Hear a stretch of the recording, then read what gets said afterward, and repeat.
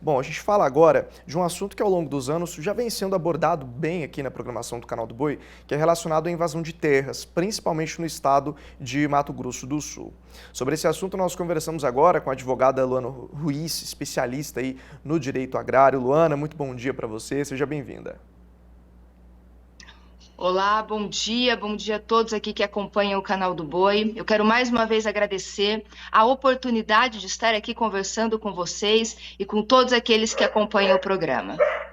Luana, vou começar te perguntando qual é o cenário que nós temos agora, né? Houve alguma mudança desde a última vez que nós conversamos? A gente teve uma conversa aí no cenário de pré-eleição, né? Como que está o cenário hoje? Houve alguma mudança nesses últimos meses?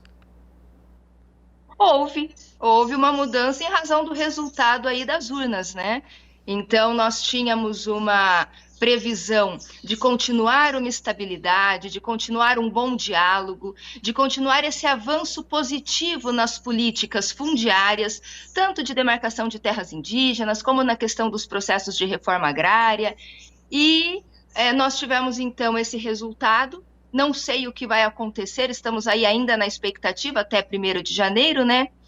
Mas o resultado na base da sociedade, o comportamento que nós aqui, cidadãos, vamos desenvolvendo, os movimentos sociais, se nós teremos ou não mais conflito ou mais estabilidade nas relações humanas, na questão de invasão de propriedades, tudo isso acaba sendo um reflexo do que acontece no cenário político, do que acontece no cenário do legislativo, do executivo e também do poder judiciário, inclusive do que acontece no cenário econômico. Aquilo que acontece nesses cenários que vão regendo o comportamento social é o que, de uma forma ou de outra, vão direcionar o que nós esperamos para o futuro. Nós estávamos com um presidente, ficamos aí desde 2019 com o presidente Bolsonaro que fez sim processo de reforma agrária, ele parou de desapropriar, mas olha quanto ele titulou, e isso amenizou os conflitos na base. Não é porque ele veio com poder de polícia e falando quem invadir vai levar tiro, não. Ele trouxe uma política de reforma agrária séria. E os assentados, os credores dessa política de reforma agrária, perceberam que a política séria é aquela política que os coloca nos lotes. É aquela política que entrega os títulos. E o reflexo disso foi a pacificação no campo. Nós podemos ter essa leitura na questão indígena igualmente. O Bolsonaro, na época de eleição, ele falava, eu não vou demarcar nenhum centímetro quadrado para os índios. E se nós observarmos o Brasil como um todo, de 2019 para cá, nós tivemos uma pacificação no campo também na questão indígena. Por quê? Porque os indígenas, os próprios grupos começaram a perceber que a política indigenista séria não é aquela política indigenista que sai demarcando terras à torto e à direita, sem critérios, para tudo cair no poder judiciário e os problemas se estenderem aí por décadas. A política indigenista séria é aquela política que vem com projetos, é aquela política que vem com inserção. Nós temos produção agrícola, nós temos exploração econômica nas terras indígenas. E essa natureza de política é que faz com que, lá na base, os conflitos vão se arrefecendo. E agora? O que nós vamos esperar para os próximos anos? Qual é a linha que o PT, e agora, se o presidente Lula efetivamente subir a rampa, né, no 1º de janeiro, qual é a linha que ele segue ou que vai seguir? Eu não sei. Mas se nós observarmos o histórico, nós achamos que conhecemos o PT, achamos que conhecemos um governo de esquerda, porque tivemos 2 mandatos de Lula e 2 de Dilma. Mas se nós observarmos lá no 1º mandato de Lula, quando ele foi eleito, ele foi conhecido como o presidente dos banqueiros. Não foi o Lula sindicalista radical que foi eleito. E agora? Qual é o Lula e qual é a turma da esquerda que eventualmente assumirá o poder? É aquele do diálogo? Ou é o do radicalismo, com Stedley sendo cogitado aí para ocupar o Ministério do Desenvolvimento Agrário, com a suposta criação de um Ministério dos Povos Tradicionais? Ou seja, nós já estamos ouvindo, já estamos vendo um delinear segregacionista. Um ministério para cada setor da sociedade? Ou nós devemos ter poucos ministérios porque somos um só e devemos aglutinar as políticas? Então, é diante dessa percepção que já começa com essa segregação, um ministério para cada setor da sociedade, a linha ideológica de posicionamento político desses nomes que vêm sendo cogitados vão nos dando a temperatura. Como eu disse, aquilo que acontece no cenário político, no cenário jurídico, no cenário econômico, reflete no nosso comportamento, de nós todos, de todos os brasileiros da sociedade que estão aqui na base. É uma preocupação para o produtor rural. Eu sempre destaco a região de Dourados, né, que está ali com em torno de uma das maiores reservas indígenas, né, envolvendo duas aldeias, né, a Bororó e a Jaguapiru. Então, é o principal entrave para os produtores, por exemplo, que estão naquela região. A gente conhece números que sempre participam com a gente na nossa programação, falam sobre a questão das ameaças constantes, produtores que sofrem ameaça, outros que já foram invadidos e agora brigam na justiça para reaverem suas terras. Essa luz no fim do túnel que nós tínhamos com um resultado diferente para o cenário das eleições e agora com um cenário que a gente não esperava que acontecesse, é uma preocupação que atinge o produtor rural e que faz com que ele perca um pouco dessa esperança de reaver a terra, aquele que já perdeu e aquele que está sobre o cenário de ameaça de efetivamente ter a terra invadida? Olha, em relação a perder a esperança, eu que sou produtora rural, vivo o conflito há 25 anos, um quarto de século, estou no estado do Mato Grosso do Sul, que tem 158 propriedades invadidas. Nós temos aí 3, 4 mil propriedades impactadas pelos processos de demarcação, em especial o CAC de 2008, que pretendia a demarcação de 38 novas terras, de 38 novas terras indígenas, divididas em 6 bacias hidrográficas, impactando 22 municípios do Mato Grosso do Sul. Eu que venho nesse contexto, digo que a esperança o produtor rural não perde. Se tem uma classe e um grupo de pessoas neste país que é exemplo de resiliência, são os produtores rurais. Com tudo que nós já enfrentamos nos governos anteriores de esquerda, nós tivemos aí a pandemia, nós tivemos a fragilidade da economia, e quem manteve a estabilidade da balança comercial brasileira foi o agro. Mas com certeza, não de perder a esperança, mas com certeza esse quadro político nos preocupa muito, justamente por conta desse histórico que nós conhecemos. Me preocupa a questão indígena, me preocupa a questão dos conflitos fundiários, me preocupa a questão do MST.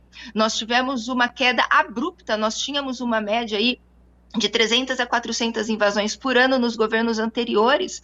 Nós tivemos 6 invasões de sem terra no governo do Bolsonaro.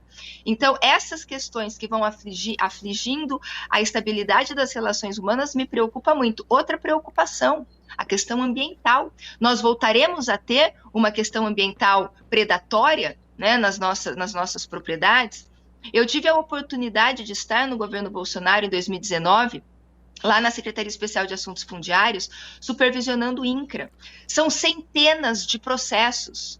E esses processos, a sua maioria é sucumbência para o INCRA. Por quê? Porque aplica uma política pública insana, equivocada, juridicamente falando, e quando isso bate no Poder Judiciário, nós vamos vencendo essas etapas. A questão indígena é a mesma coisa, eu sempre falo. Nós não nos preocupamos com os estudos, nós não nos preocupamos com os processos administrativos, com os processos da FUNAI, porque o direito territorial indígena está previsto na Constituição e tem que ser respeitado e garantido, sim. O que me preocupa é a forma como esses profissionais exercem essa função de fazer os estudos. E aí acabam demarcando propriedades privadas que não são terras indígenas, como se terras indígenas fossem. Se as nossas propriedades fossem todas terras indígenas aqui no Mato Grosso do Sul, que está aí desde o início da década de 90 em conflito, por que não viraram terras indígenas ainda? Por que não estão na posse plena dos indígenas? Se nós estamos há 25 anos segurando nos processos, é porque nós temos direitos. Então o equívoco está na forma de realizar esses estudos. Então isso é uma situação. E a outra situação é a situação sem solução, que é a questão da invasão de propriedade privada. Nós não temos histórico de reintegração de posse. Se nós pararmos para observar aqui no Mato Grosso do Sul, o último grande conflito foi 2016. De 2016 para cá, o governo do estado esteve atuando de forma muito consciente, intermediando os conflitos. A presença da Força Policial do estado de Mato Grosso do Sul fez com que as invasões não progredissem e fez com que as invasões diminuíssem. Então, a presença do estado nessas questões é muito importante agora. O estado do Mato Grosso do Sul, e você citou Dourados. Dourados foi palco de uma quase invasão, e nós tivemos a intervenção da polícia do estado de Mato Grosso do Sul, impedindo que o conflito se consumasse. Só que sob a égide de um governo federal alinhado com essas políticas de paz e de ordem. Eu não sei como seria a possibilidade de força da polícia, de força da policial do estado do Mato Grosso do Sul, em um contexto em que a Polícia Federal, por exemplo, vai ser um diretor ali que não coaduna com essa imposição aí de uma certa força pela manutenção da ordem. Então, essas questões vão sim nos preocupando bastante. Agora você citou sobre os 158 produtores, né, que têm suas áreas invadidas, 158 propriedades invadidas no estado de Mato Grosso do Sul, e me corrija se eu estiver errado. A grande dúvida que fica, nós não temos, como você disse, um histórico de reintegração de posse. Se a gente vai para a Constituição, e nós já abordamos muito sobre isso, a tomada da posse ao arrepio do devido processo legal não pode acontecer, é crime. Reintegração de posse, existem às vezes até a expedição para que a reintegração possa acontecer, mas na prática ela não acontece, porque entende-se que a vida é um bem maior e quando a vida é colocada em risco, essa reintegração não pode ser cumprida. Qual que é o ponto então? O que faz o produtor? Tem que abrir mão da sua terra de verdade? Vai ficar esperando que a justiça tome algum posicionamento para resolver a situação? Existe alguma medida imediata para ser tomada e o produtor ter de volta essa terra, ou pelo menos uma garantia, uma parte? Como que fica essa situação? A medida imediata que pode ser tomada e que vem sendo tomada é essa atuação, essa proatividade do Estado de Mato Grosso do Sul, da Força Policial do Estado de Mato Grosso do Sul nas nossas propriedades. O cidadão, ele tem o direito de defender a sua propriedade, ele tem o direito do desforço imediato. Isso é uma previsão legal. Só que quando isso acontece, nós sofremos retaliações. Eu sou um exemplo disso. Eu sou uma produtora rural, eu estou hoje aqui na fazenda, em Antônio João, na fronteira divisa aqui com o Paraguai. Nós tivemos um conflito na nossa propriedade e eu, meu pai, minha mãe, minha família, nós respondemos processo crime por formação de milícia armada e fazendo uma varredura em todo o processo. Não existe a apreensão de uma única arma.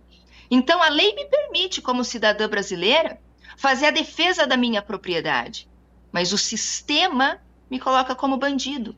Então, o cidadão, o produtor rural que se vê nessa situação, ele tem que ter muita consciência da fragilidade que nós, não indígenas e produtores rurais, enfrentamos nesse contexto que não é jurídico, nesse contexto que é ideológico em torno da questão do conflito fundiário. Luana, uma última pergunta, a gente caminha para os minutos finais aqui da nossa entrevista. Situação do marco temporal, como fica, né? Como que está o placar, qual a expectativa dos próximos votos? Vamos lá, marco temporal. Só é terra indígena onde os índios estavam em 1988. Antítese, indigenato. Os índios são os primeiros habitantes e donos naturais destas terras. Qualquer centímetro quadrado brasileiro pode ser demarcado como terra indígena, porque eles já estavam aqui antes do descobrimento. Por essa tese do indigenato, o Brasil não foi descoberto, foi invadido. Então, nós temos essas duas teses sendo discutidas no Supremo em um recurso extraordinário. O primeiro voto foi do ministro Edson Fachin, decidiu pelo indigenato. O Brasil é terra indígena, inclusive no voto do ministro Edson Fachin, sequer precisa de processo administrativo para demarcação. E a outra tese do marco temporal foi defendida pelo Nunes Marques, que foi um dos ministros nomeados pelo Bolsonaro e defendeu o indigenato. O próximo a decidir seria o Alexandre de Moraes, mas nesse meio tempo o último que foi ministro, que foi AGU, esqueci o nome dele agora, meu Deus, nosso último ministro que entrou no Supremo. Agora eu não sei se ele entra e vota antes do Alexandre de Moraes, se ele vai votar ao final. Então nós estamos com essa questão de interpretação do regimento interno do Supremo. Como vai ficar essa questão? Eu não sei. O Lula vai nomear 2 ministros para o Supremo. Como esses 2 ministros vão votar? Pelo indigenato ou pelo marco temporal? Abrindo a porteira para as demarcações desenfreadas ou dando garantia à segurança jurídica e à propriedade privada? Então, o desfecho agora desse processo, ele está extremamente instável, porque está nas mãos do presidente da República, que vai colocar lá os próximos ministros e que vão apreciar aí essa questão. E uma coisa importante sobre esse processo, ele tem repercussão geral, e o que o Supremo decidir nesse processo que se originou lá em Santa Catarina vai refletir em todos os processos que tratam da questão indígena no Brasil. Essa é a situação. Eu não consigo dar aqui uma resposta, porque a resposta ela vai seguir o fluxo do nosso contexto político. A gente espera para ver e torce por um resultado positivo, né, Luana? Obrigado pela sua participação. Eu agradeço, muito obrigada, e quero aproveitar aqui um Feliz Natal a todos, um Feliz Ano Novo e que venha 2023, porque nós, do agro, vamos seguir firme dando conta do recado.